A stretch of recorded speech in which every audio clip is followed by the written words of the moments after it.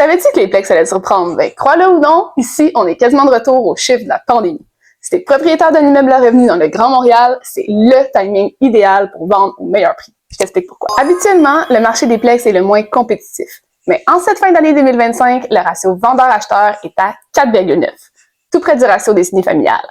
OK, c'est semblable à ce qu'on avait l'an dernier. Mais pour te donner une idée, on était dans les alentours de 10 en décembre 2022 et 2023.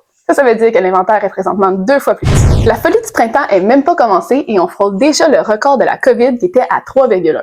Pour les acheteurs de Plex, ça annonce décidément rien de bon et les négociations sont déjà très difficiles.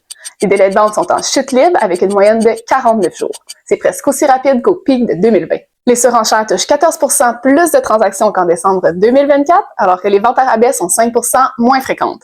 Le prix médian des Plex du Grand Montréal a augmenté de 4% sur un an pour atteindre 830 000 $.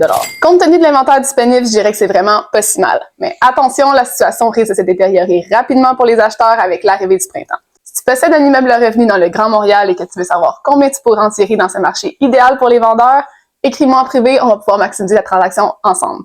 Pour ceux qui veulent savoir si c'est le bon moment pour acheter ou vendre un condo, réponds dans la prochaine capsule. À plus!